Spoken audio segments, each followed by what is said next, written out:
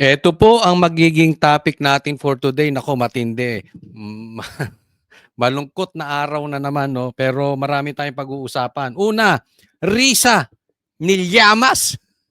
Sino ba yan? Nilyamas ni Risa ang pera ng bayan. Pangalawa, impeachment ni BBM. Nakahain na yon.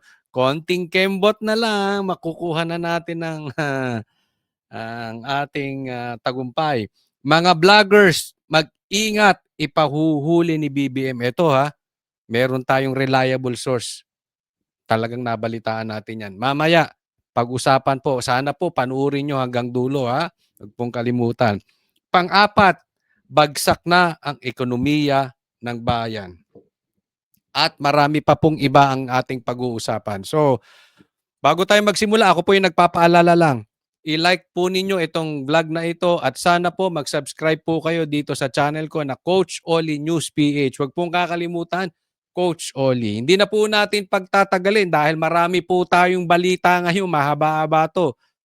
Simulan na po natin agad. Pero again, panuorin nyo hanggang dulo diretso na po tayo dahil kay Coach Oli, bida ang balita. Okay, bago natin puntahan yung pagyamas ng pera ni Risa sa bayan, sa pera ng bayan, at saka yung source natin na talagang nadinig po natin, ipapahuli ang mga vloggers. Kaya ingat-ingat. Pero dito, eto muna. Congratulations sa iyo, Boying, kung saan ka man naroroon. Congratulations sa iyo. Ay nako. Bagay, kasi hindi nakita ko tong picture na ito. Nakita ko lang, no? Sabi ko bagay Congratulations dahil siya na po ang naupong ombudsman, si Mr. Ben Dalo. Naupo siyang ombudsman, kaya kailangan naman baka sabihin bitter tayo, di ba? Tayo naman maayos tayong tao, kaya hindi naman tayo naiinggit. Actually, kahit isang katutak ang yaman at kapangyarihan ng mama na to, never. And in all honesty, never ako maiinggit sa ganitong klase ng tao. Kaya batiin natin, hindi po tayo bitter. Congratulations! Ang ganda nung kalapating dalawa. Ayan. Sige, puntahan po natin yung next topic natin. Ito, bigyan natin ng komentaryo to. Napakagaling talaga nito si Cayetano. Talagang walang lusot dito yung mga tuta. Makikita nyo kung paano ididiin pero doon sa patas, yan ang importante sa lahat Yung patas na paraan, walang sinisino, pero talagang madidiin yung mastermind ng mga magnanakaw. Eto, pakinggan natin. So bakit kapag kasi Risa, amendment yan, hindi insertion. Pag iba, insertion yan. Yon. Yan ang nagiging problema. Sa mga tuta, napapansin nyo ba? Kinakalimutan yung confidential funds ni Bongbong Marcos na napakalaki, sisilipin nila yung confidential funds ni BP Sara na 150 million lang. Ganyan po Yan po ang style ng dilaw. Dilaw na dilaw yan. Style yan ni Bongbong Marcos, style yan ng komunista, no? But very very apparent sa mga komunista at saka sa dilaw. Hindi sila patas. So how can we have a national dialogue kung ganon, di ba? So yung insertion na pag-usapan yan, nung nagkaroon ng time na dun mo ipapasok sa BICAM kasi in-insert or congressional insertion. And then most administrations, may tinatawag silang for later release pero hindi pa ganun yung pangalan.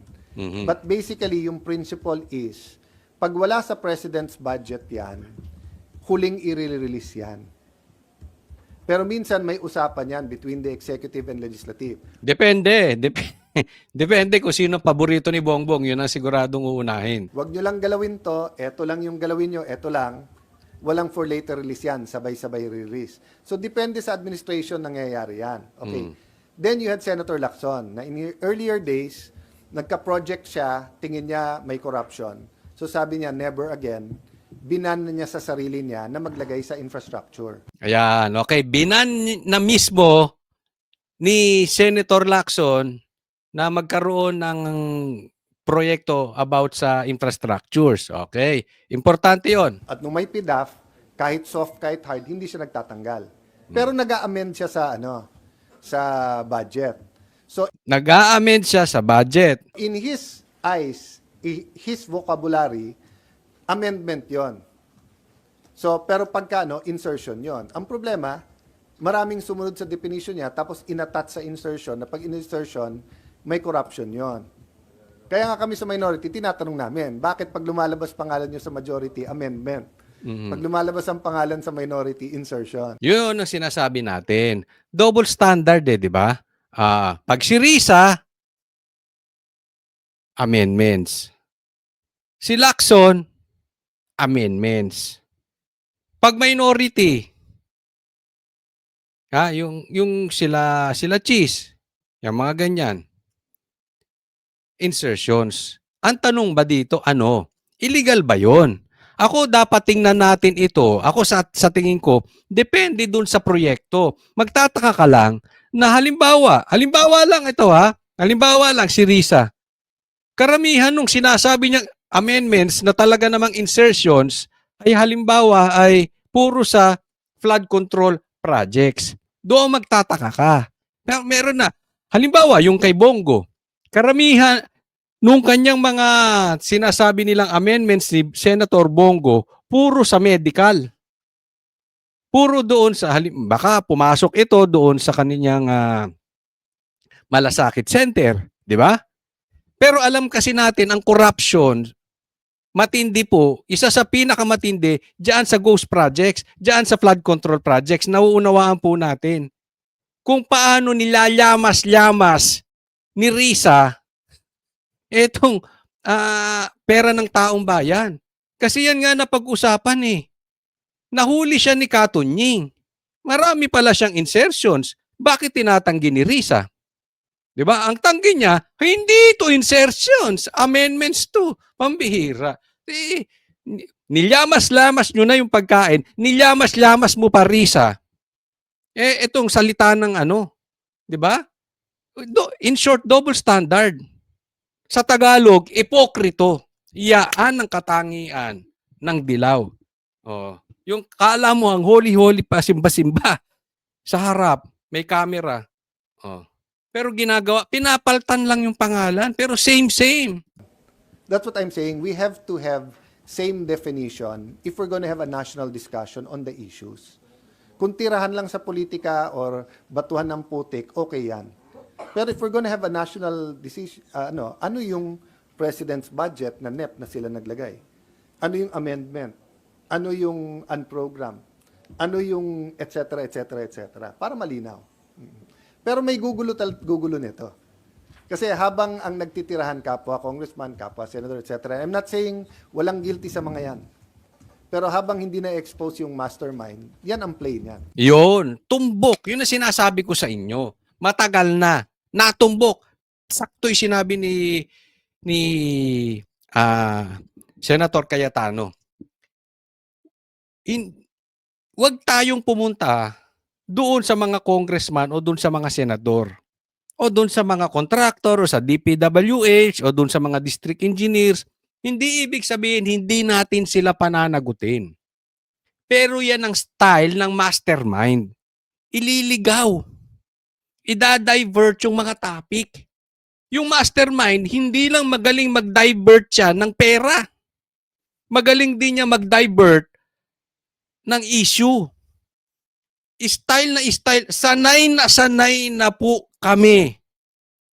Lalo kami mga DDS vloggers, kaming mga banateros, alam namin. Pag may dumating na sobrang baho na ginawa ng administrasyon, biglang may lalabas na balitang ipapuputok. I-issue. Halimbawa na lang, yung kay Lisa, na meron, di umano silang namatay doon, na kasama ni Lisa, asawa na nagdroga. Paano nila pinapatay yun? Pilit pinahuli si PRRD. Namatay yung balita, napunta kay PRRD. Yan po, style nila yan. Kaya hindi ibig sabihin we are excusing them. Pero Tuta Soto, Ping Lacson, Erwin Tulfo, Boying Remulla, at kung sino-sino pa kayo. Can we focus on the mastermind? ICI, can we focus on the mastermind? Pambihira, si Boying, kakapasok pa lang. Ang unang gustong imbestigahan, yung barya na confidential funds ni BP Sara. Hindi niya nabanggit si Tambi na billions ang pinaikot na pera. You see? Why? Pera yan. Kung gaano kalalim ang korupsyon at yaan po ang sinasabi ng mga political expert, ang korupsyon ni Bongbong ng administrasyon ni Bongbong Marcos ngayon, bagamat nagsimula pa doon sa korupsyon simula pa doon sa tatay niya, pero yung korupsyon ngayon grabe, sobrang laki. Pangbuwaya, pangsugapa. Talagang parang wala na atang kaluluwa yung gagawa. Ganun po katindi. Now, kung ganun katindi ang korupsyon, it means ganun din katindi yung pera. Kaya ang hirap sugpuin ito. Meron nga nagsabi sa akin, alam mo, Coach Oli, bakit ang hirap hintuin ng droga sa Pilipinas? At hindi lang sa Pilipinas, kahit sa ibang bansa. Ang sabi, ang pera daw ng mga drug lords, ang pera sa droga, ay mas malaki pa, mas mayaman pa sa pera ng buong Pilipinas.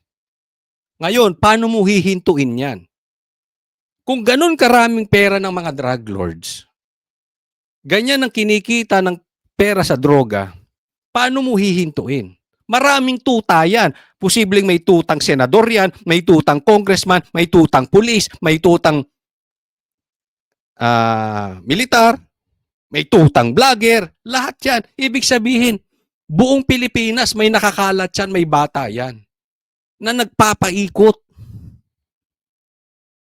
Diba? Sa laki ng pera, ganun din sa korupsyon ngayon. Sobrang laki. Kaya mapapansin nyo, hirap na hirap. Kahit sa Blue Ribbon Committee, hirap na hirap makaakyat dun sa mastermind. Bakit? May mga lintik na mga politiko na mukhang pera. Ayaw paabutin sa mastermind. Yaan ang malaking problema. Kaya this is messy. Sa vloggers pa lang mamaya pag-uusapan natin. Vloggers pa lang kinakanana para manahimik. Diba? Ay, nako. Kaya, kalma lang. This is a war between good and evil. May pera sila eh. Pero tatandaan natin, pag nasa tama ka, kakampi mo ang Panginoon. So, kalma lang tayo. Hayaan natin. Kasi alam nyo, pag masama, pag ginusto ng Diyos matapos na itong sitwasyon na ito, kahit anong pera nun, tapos eh. Halimbawa, biglang ma-overdose. Tapos ang problema ng buong Pilipinas. Yung magnanakaw na yun, biglang na-stroke dahil mataba. Dahil sa stress. Tapos ang problema ng buong Pilipinas. Marami man siyang pera, kakampi natin ng Panginoon. Diba? So, wag tayong maglala. Alam ng Diyos ang sitwasyon natin. Guluhin mo na lang sila ng guluhin. Di ba?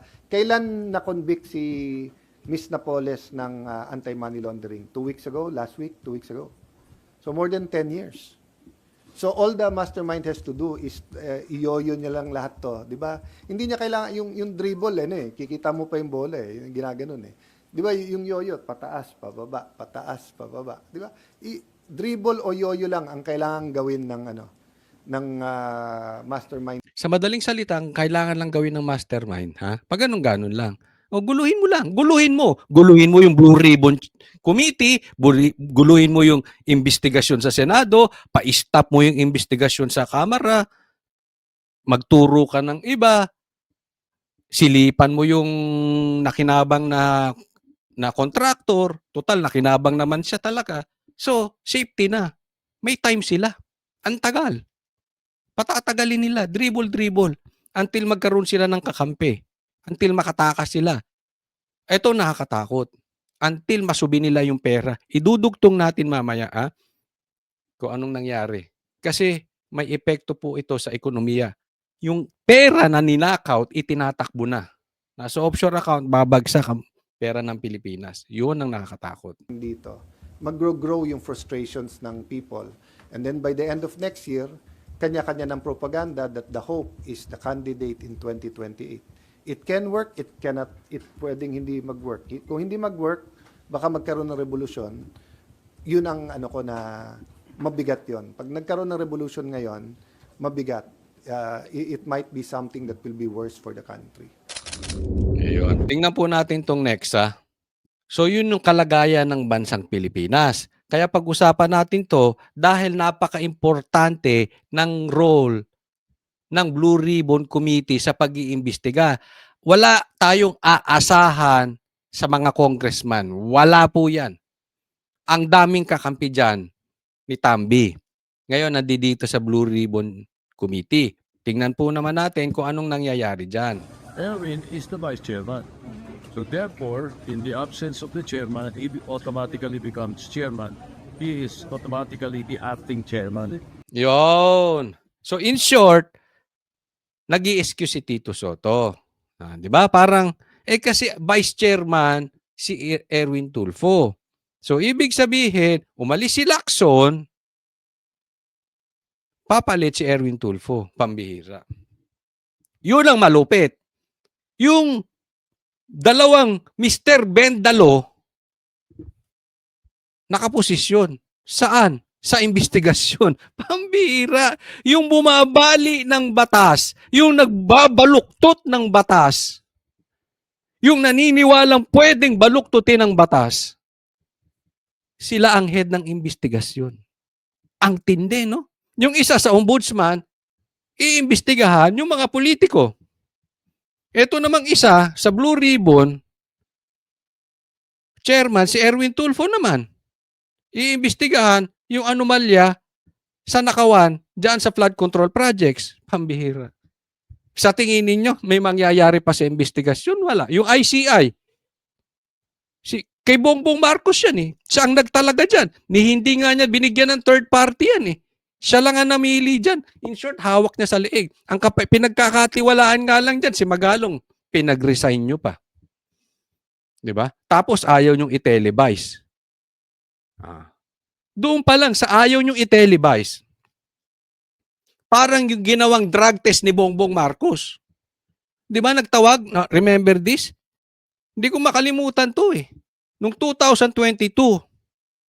Diba? Nagpa-drug test pa nga to si Tito Soto tsaka si Lacson. Pumunta sila sa PIDEA.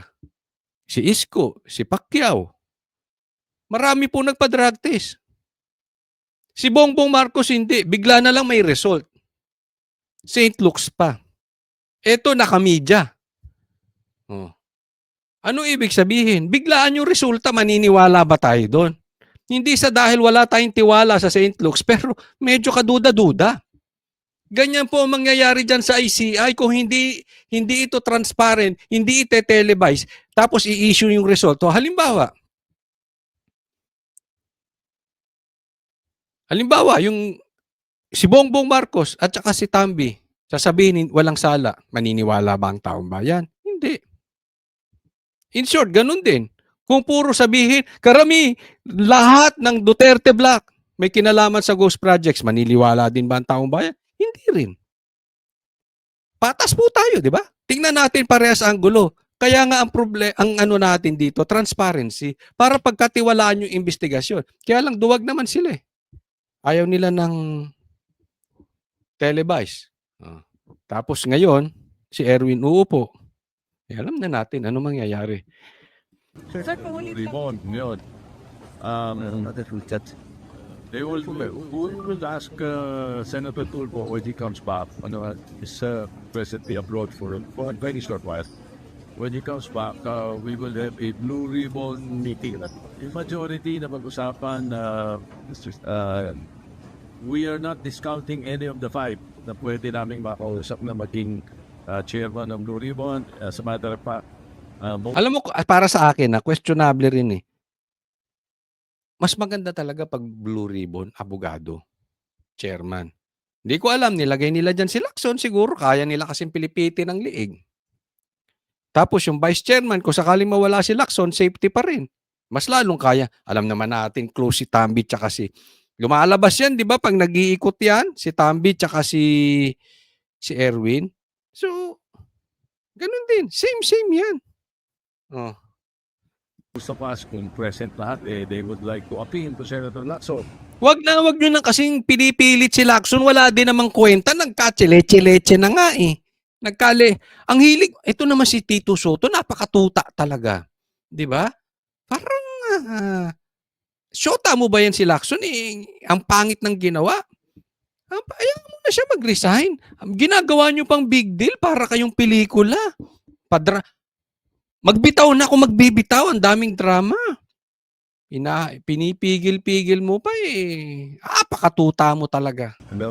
But in the meantime, Senator Erwin Tulfo, being the vice chairman, automatically becomes the chairman right now. So he is the acting chairman.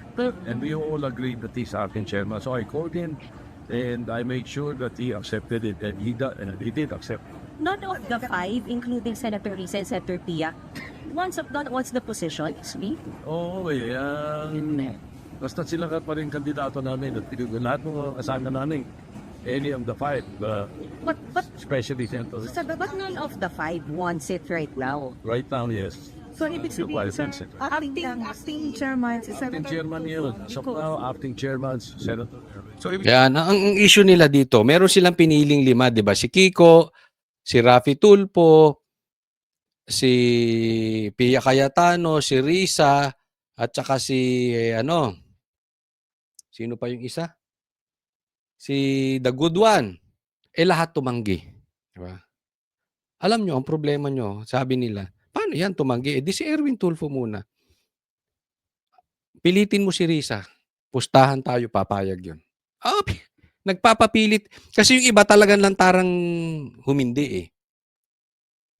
Si Pia medyo okay din. Pero sa akin okay si Pia. Si Risa hindi rin man lantarang tumanggi. Hindi ko alam kung wala pa akong nakitang balita, pero pilitin nyo, papayag yun. Pero itong issue sa akin, oo, majority kayo. Oo, yan ang kalakaran. Oo, kayo pipili. Naiintindihan natin yung tradisyon. Pero, ayaw nung 5. Bakit nyo kasi pinagpipilitan? Ang daming magagaling na abogado eh. Pwede naman si Marcoleta. Ang ganda-ganda. Nung himay ni Marcoleta ng investigasyon. Bago kayong pumasok, nagkagulo-gulo. Ngayon, pinipilit nyo yung 5, ayaw nung 5, ayaw nyo ibigay doon sa gusto. Ba't hindi nyo ibigay? Kay Cayetano. Ang galing nung mama, oh. Ang galing sa batas. Ba't ipagpipilitan mo kay Erwin na vlogger? Ano alam niyan? Hindi ko minamaliit ang vlogger. Meron tayong kanya-kanyang expertise. Hayaan mo sa abogado yan na maayos ang laki ng problema natin. Ipapasa mo sa isang US citizen. Isang nasa US. Hindi ko alam, nawala daw siya rito sa Pilipinas. Nasa ibang bansa, hayaan mo na siya. Ayan, Marcoleta, Cayetano. Ayaw nyo pa rin. Si Cheese din. Ang galing eh. Ang galing nung maraming alam si Cheese. May mga ebidensya. Lalabas po lahat yan. Bigyan nyo ng pagkakataon.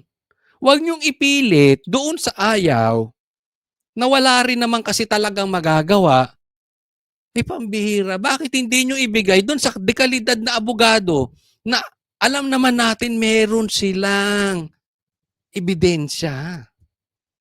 Unless ayaw nyo talagang matumbok yung mastermind. Yun lang yun eh. Yun lang ang nakikita ko kung bakit ayaw ninyong ibigay dun sa 3. Kung ayaw nyong matumbok yung mastermind. Sabi sir, mapabago pa. As soon as she comes back, we are going to conduct a Blue Ribbon meeting. Meeting muna. What happens with the hearing now that you only have acting chairman? Tuloy po ba yung hearing? At tuloy yun. The Blue Ribbon is always alive. It's always alive. That's the only community na may motu proprio powers eh. Eh bakit nyo kasi sinuspend pa? Dapat yan tuloy-tuloy. Binigyan nyo lang ng pagkakataon eh. Tuloy-tuloy pala eh. Ba't binigyan nyo pang pagkakataon tangayin yung pera eh. Nakapag strategize patuloy yung mga magnanakaw. Alam niyo naman yung magnanakaw, wag niyong bigyan ng oras yan, lalo't may pera. Now, it doesn't mean that because nasa break o nasa iba yung nasa out of town, it doesn't mean that the Senate is not working. The reason we have this break is so that the committee hearings continue. There will be continuous hearings of the different committees and even most especially the Committee on Finance, Pero, almost daily. Sir, siyang acting pero eventually magiging permanent chairman siya ng Blue Ribbon o magdidesisyonan pa rin niya? Pagdidesisyonan niya. Pagdidesisyonan niya at namin. So far, yung Kung Senate President ka pa, di ba? Alam mo, ito panawagan ko sa mga senador. Sabi nila, wala daw coup na mangyayari. Wala daw usapin na may coup. Pero teka muna, mga senador, maawa kayo sa bayan natin. Kitang-kita naman natin eh. Sa pangunguna ni Tito Soto, hindi lalabas ang mastermind. I know you are not stupid. Diba? Gusto ba natin masolusyonan talaga tong problema? O magtatakipang kayo dyan? Kailangan palitan yung Senate President. Kaya nga sinasabi ko, ibalik si Cheese eh. Pag binalik yan si Cheese, balik si Marcoleta. Sigurado. Diba? Binanggit po ninyong 5, sir, lahat sila ayaw. At the moment, ayaw. Dahil ano pong binanggit? Plus Senator Nasser, medyo, they're very, ang sinasabi nila is very big si Senator sa baba. It's sila eh. Halos lahat, 2-3 committee eh. Na hinahawakan nila na very, very important. Major committees. gano po, So what they are saying is that they don't have time for it right now. So kaya yung right now, ibig sabihin, kaya hindi namin din-scout na yung 5 ay totally out of the question. Ito, next, tingnan po natin. Ito, good news sa atin. Tingnan nyo po ito. Ito, meron po tayong pag-asa. Ha? Wag kayong mawawalan ng pag-asa. Minsan, ito'y imposible. Pero, let's just do our part. And the result, let's leave it to God. Ganun lang lagi. Yan ang lagi kong prinsipyo sa buhay. No? Gawin lang natin. No? Kahit mukhang malabo, hindi mo na department yon. Yung resulta, hindi mo na department. Yung gagawin, department mo yan. So eto, good news to. Dahil gumagalaw, may matapang sa Kongreso. O, tingnan natin, walang tao-tao. Welcome back to the crocodile farm. Absent ulit ang mga buhaya. Ayun! Nagbakasyon na. Absent ang mga buhaya, kita nyo? Walang kalaman-laman.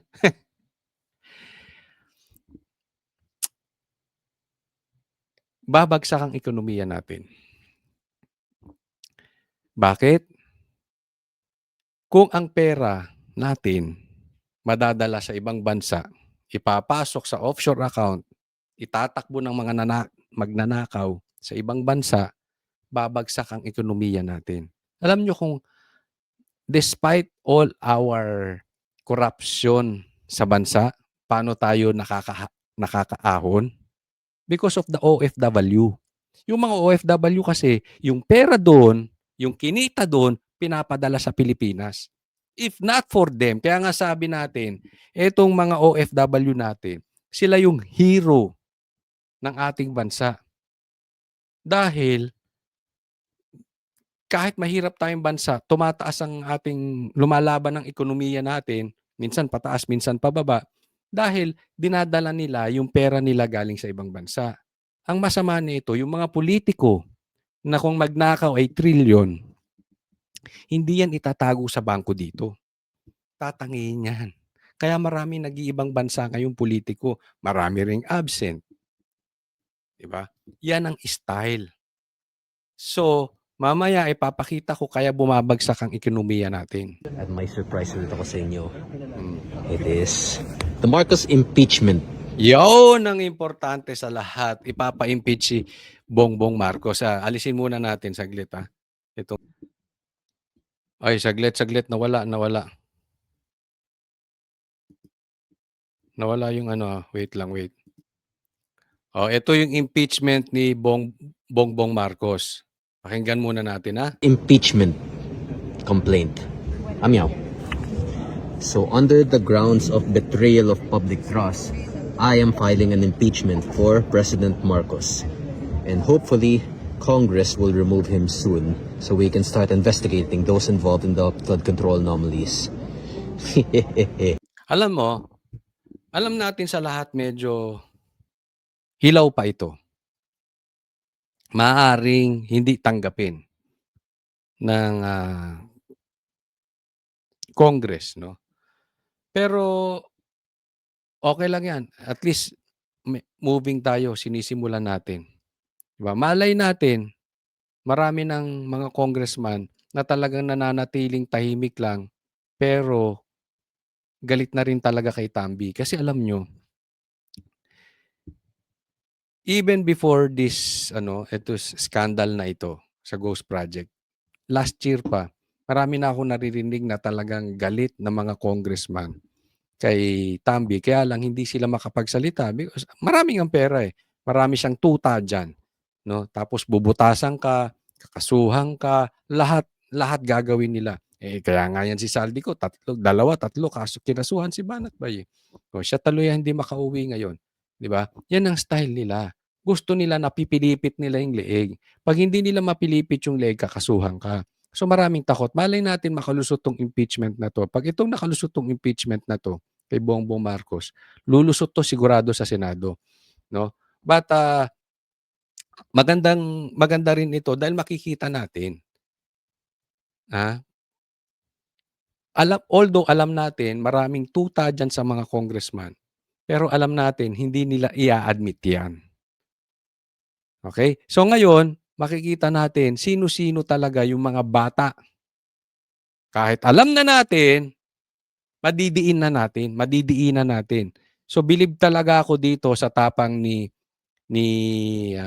Kiko Barsaga. Ituloy mo lang yan na yung habang karamihan ng mga congressman ay duwag, tikumang bibig, nagbubulag-bulagan, si Kiko Barsaga gumagalaw. No? So ako siguro suportahan natin itong si Kiko Barsaga. Ito po, tingnan po natin itong next. Congratulations and hopefully maging successful yan. Matanggal na itong si Bongbong Marcos. True impeachment wala tayong sinasabing iba. True impeachment, nang umayos naman. Nakakaawa na ang mga kababayan nating naghihirap sa ilalim ng pamumuno ni Bongbong Marcos. Ito, importante, ito yung pagbagsak ng ekonomiya ng bansang Pilipinas. This is the real gauge. Ito talaga ang sukatan. Kaya nga sabi ko, dapat talaga magawa na ng paraan ni Bongbong Marcos. Kung ayaw man niya ma-impeach, gawa niya ng paraan ito. I-explain natin kung anong connection nito dito sa naging problema natin sa bansa. Stock market ang isa sa mga indikasyon ng kumpiyansa ng mga namumuhunan sa ating ekonomiya.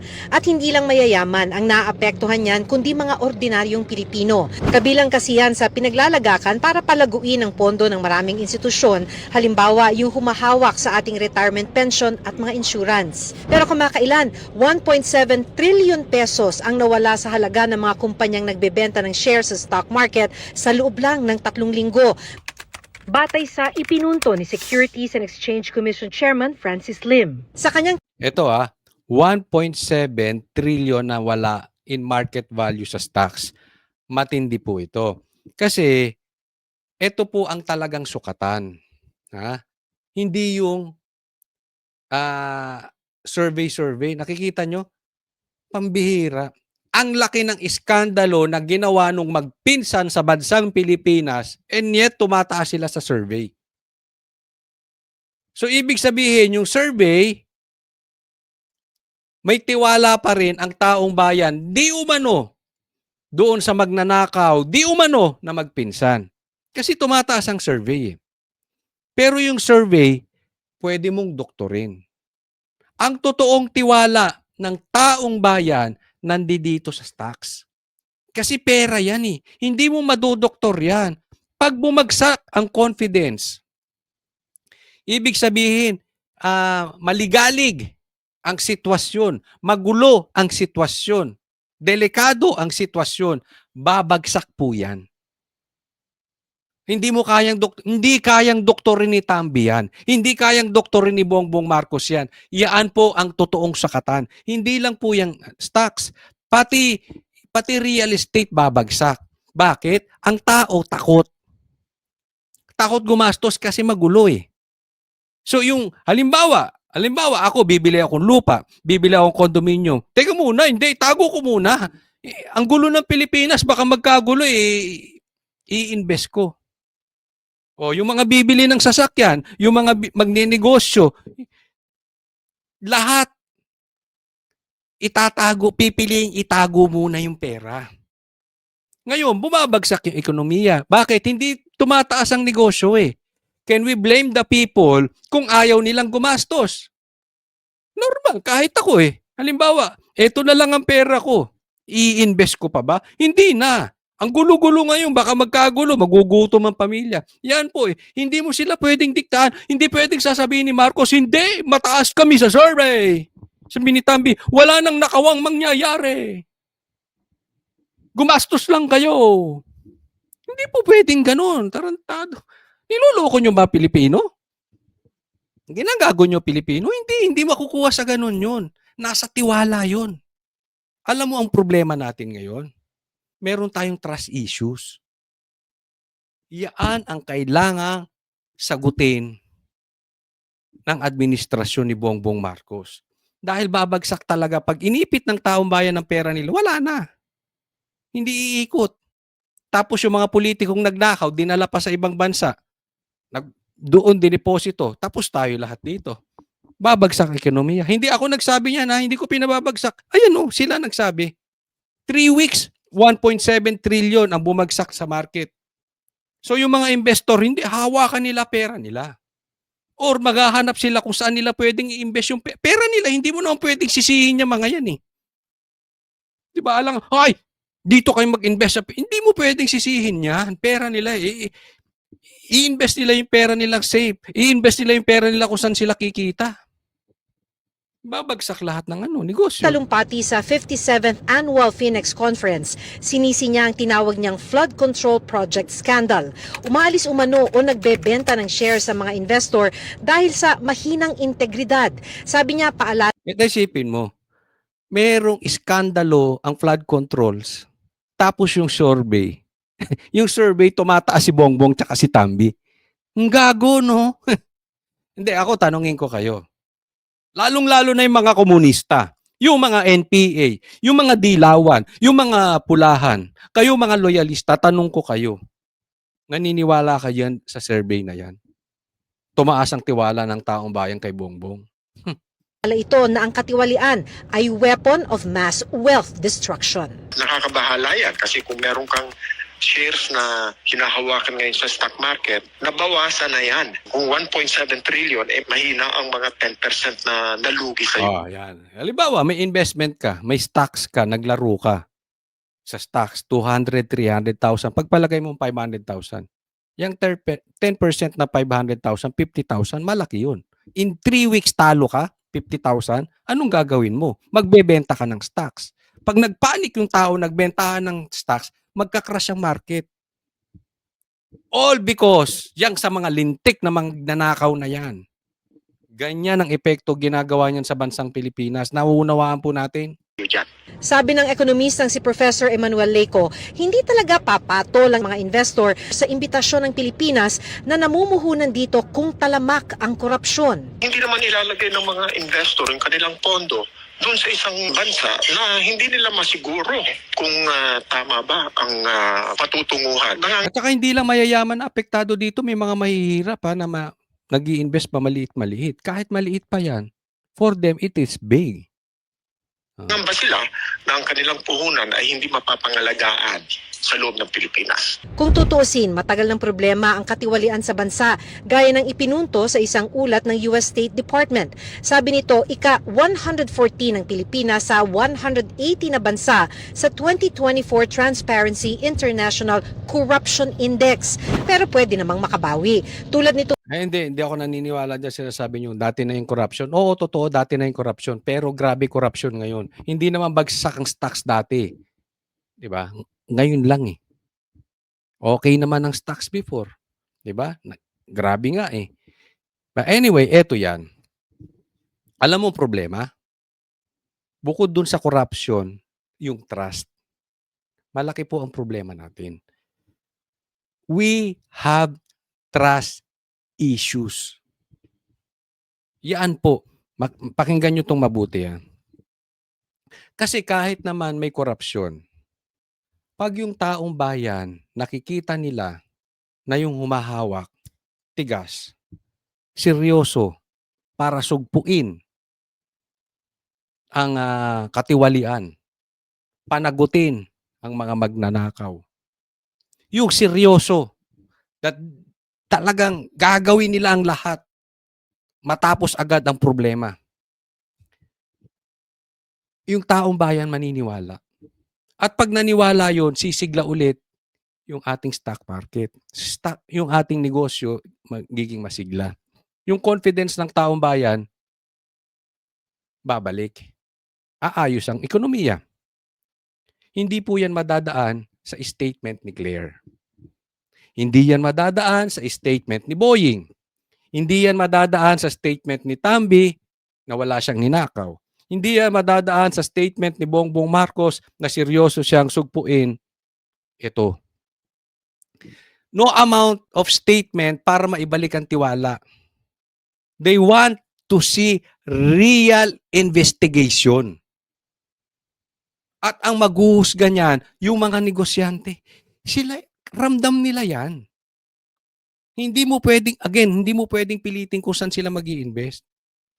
Hindi yung maluloko. Kala nyo pag nagsalita si Claire, naniniwala ang taong bayan, tapos sasabihin nila kasi mataas ang survey. Hindi. May trust issues eh. This shows na nakikita nila sa gobyerno natin, hindi seryoso si Bongbong Marcos sugpuin itong problema natin. Baka nga ang tingin ng iba that we cannot blame them, Marcos is involved together with his cousin. Yan ang nag-issue. Kaya halimbawa, bigyan ko kayo halimbawa. Halimbawa yung asawa nyo. Lasing. Nahuli nyo sa kwarto. Maniniwala ba kayo? Na walang nangyari? Hindi sila magkapatong. Pero pareha silang lasing. Sasabihin nagkwentuhan lang, maniniwala kayo? Kayo mga kababayan, maniniwala kayo? Tapos anong sasabihin? Nandoon sa baba, yung anak niya at saka yung pinsan niya. Anong sasabihin nung asawa mo? Hindi ko kasalanan yan. Kasalanan yan nung pinsan ko. Siya nagpaakyat ng babae rito eh. Wala akong magawa, nagkwentuhan kami. Pero walang nangyari, kwentuhan lang. Yung pinsan mo nagpaakyat. Why did you allow it? Bakit binuksan mo pinto? Huwag mong sabihing hindi ka kasabwat. Same thing yung anak mo nasa baba. Hindi alam yung ginagawa ng tiyuhin mo na nagpapadala siya ng babae sa taas doon sa tatay mo. Magkasama kayo sa sala, hindi mo alam? Ikaw ang asawa, maniniwala ka? Now, tell me, sa comment section, kayo mga dilawan, kayo mga loyalista, tell me, maniniwala ba itong mga negosyante? Itong mga investors? Nang hindi kayo nagpapaliwanag Bongbong Marcos Tambi? Ang sinasabi nyo lang, statement, hindi ako pumatong. Walang nangyari, nagkwentuhan lang kami. General statement. Hindi yung pinaliwanag bakit napunta dyan yung babae. Hindi man ganon. Ganyan-ganyan nangyayari sa atin eh. Kaya ang problema natin, besides dito sa korupsyon, tiwala. Dapat si Bongbong Marcos, once and for all, kung gusto niyang bumalik ang tiwala ng taong bayan, huwag siyang magpa-drug test sa St. Luke's. Hindi ibig sabihin, ito'y halimbawa lang, hindi katiwa-tiwala ang drug test sa St. Luke's. Kaya lang, nung lahat ng kandidato sa harap ng media nagpapadrug test sa harap ng media, sa PIDEA, ikaw nagpa-drug test sa biglang may resulta na. That's my point. Yung drug test mo is not convincing. Ano bang what are we trying to solve nung nagpa-drug test ka? Yung trust issue. Sana, total nagpa-drug test ka, yung convincing na. Same thing sa investigasyon ngayon. Dapat yung trust issue, isolve mo. Hindi mo pwedeng diktahan ang taong bayan. Noong Pebrero nang matanggal ang Pilipinas sa gray list ng Financial Action Task Force dahil sa mga hakbang laban sa money laundering at financing ng terorismo. Mga tamang hakbang ang dapat ipakita ng gobyerno ayon sa Federation of Philippine Industries sa gitna ng epekto ng issue sa flood control. So of course it does have an effect. But at this point in time, it's not like, oh, we're not going to invest in the Philippines anymore. It's not, because corruption is actually part and parcel of all governments. But one thing that we want to emphasize is that the government is doing something about it. Sabi ng Makati Business Club, dapat Siyempre, sasabihin nila yan, di ba? Pero we cannot deny. Yung result bumabagsak di ba? If they are convinced, hindi magkakaganyan ng market.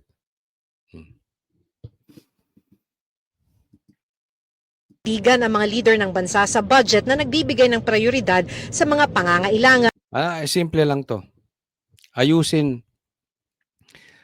ang investigasyon sa Blue Ribbon Committee, ayusin ang investigasyon ng ICI, transparency, tapos masampulan. Masampulan na makulong ang mastermind. Panagutin ang mastermind. Tumbukin ang mastermind.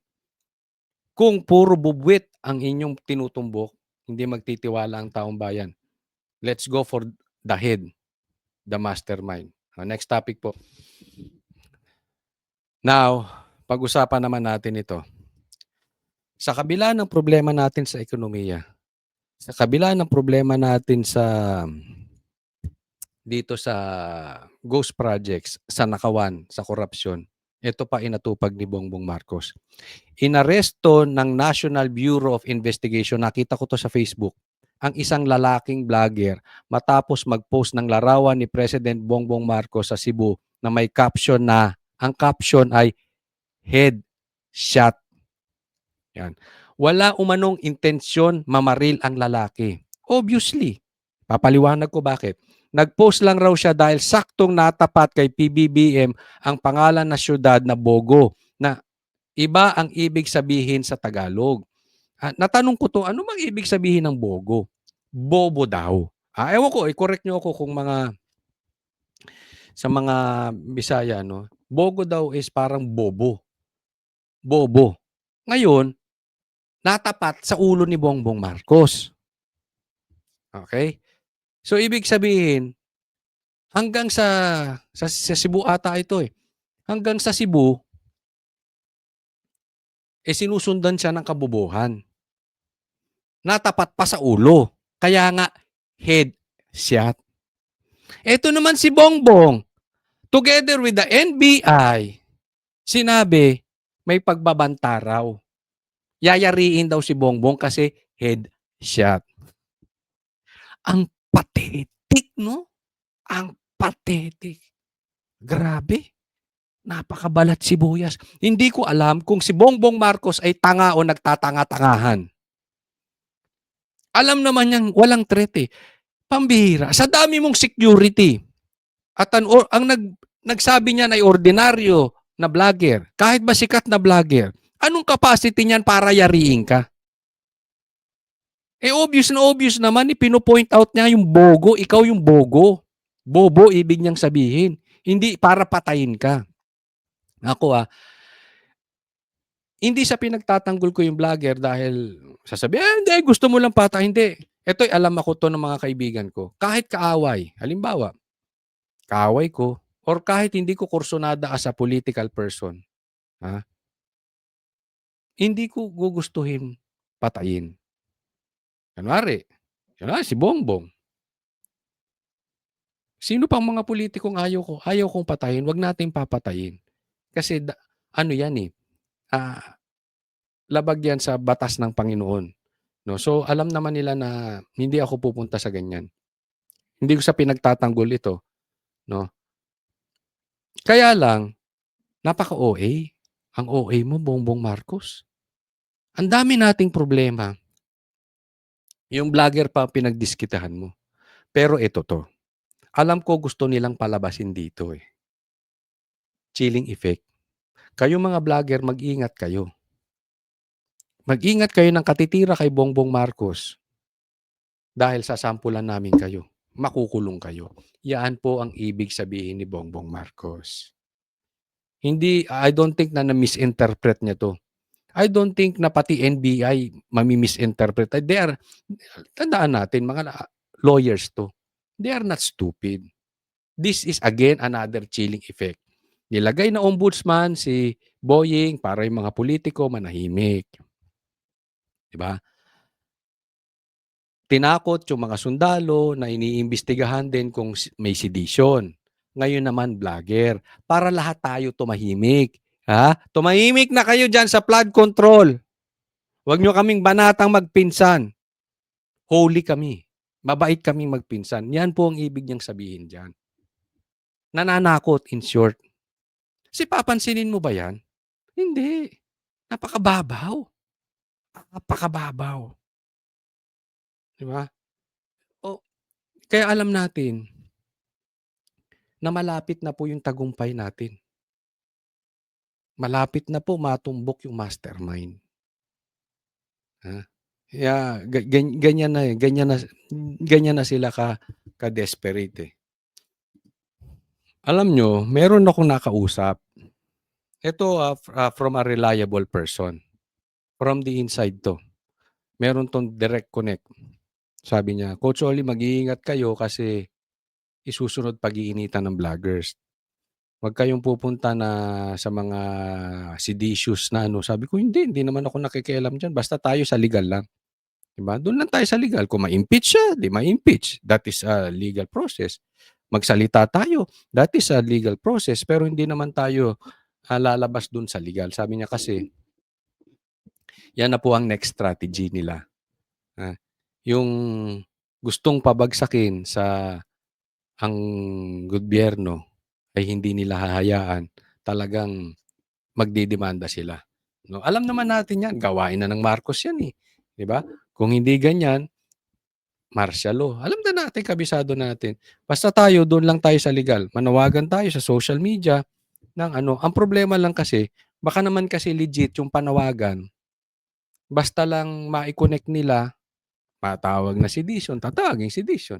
Basta matawag na threat na rin. Pero hindi naman yun ang talaga meaning. Kita mo ito, ang layo-layo Ang sinasabi, bobo.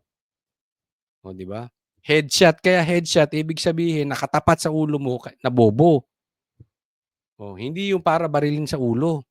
Di ba? Ganyan nila iniikot next, tingnan po natin to. Ito lang nagpapaalala ako kasi may post si Congressman Kiko Barsaga. The source of all corruption is inside Malacanang. This country belongs to the Filipino people. And October 12, we will hold President Marcos accountable for the evil he has committed. People power, Marcos resign. Don't forget that the date, October 12. Ngayon, hindi ko alam kung anong mangyayari. Baka may plano sila Kiko Barsaga na hindi ko alam. Basta, abang-abang lang tayo. And I'm sure malalaman natin kung anong plano. no? But as for me, wala akong alam dito. Baka mamaya gusto niya lang ma-stress yung nasa Malacanang. Baka mamaya ma-overdose yung Kiko, ingat-ingat ka. May ma-overdose yung kaka-take na antibiotics, baka may sakit or multivitamins, no? Baka ma-overdose o baka mamaya ma-heart attack, wag naman sana. Naku balita ko kabadong-kabado na sa October 12. Pero meron ako nabasang comment dito ha. Nasimula daw naging ombudsman si Boying, natakot na daw si Kiko. Ang vlogger yang fake news talaga. Pinost nga niya ito, diretsuhan walang hindi lang niya sinabing Malacanang, President Marcos is accountable for the evil he has committed. Tinawag siyang corrupt. Diretsuhan ni Congressman Kiko Barsaga. Paano natakot? 'Di ba? Kayo naman alam mo, kayong mga vlogger sa kabila, kayo lang naman ang takot sa magnanakaw. Kami dito hindi natatakot. 'Di ba? Huwag niyo ilipat sa amin. Kayo naman nagtatanggol sa magnanakaw, kami ba? Kami dire-diretso ang salita, kayo hindi nga kayo makapagsalita ng katotohanan. Huwag kayo mag-ano kasi alam namin Sa kwentuhan natin aminado kayo na grabe ang korupsyon Tapos sasabihin niyo trabaho niyo lang. Kayo ang takot. Takot kayo mawalan ng trabaho. Kami hindi kami takot mawalan ng trabaho. Kasi hindi kami nakaasa sa bayad nila. Excuse me, nag-file pa nga ng impeachment si Kiko Barsaga Paanong takot? 'Di ba? Fake news kayo. Huwag pong kakalimutan na i-like po tong video na ito. And sana paalala muli doon sa mga hindi pa po natin subscriber, mag-subscribe po kayo. Masubaybayan nyo lahat po ng ating mga vlogs. Nagkakaroon po tayo ng videos, 2 to 4 videos a day. Sana po ay masuportahan nyo. Maraming salamat po. Tuloy po ang laban. God bless everyone.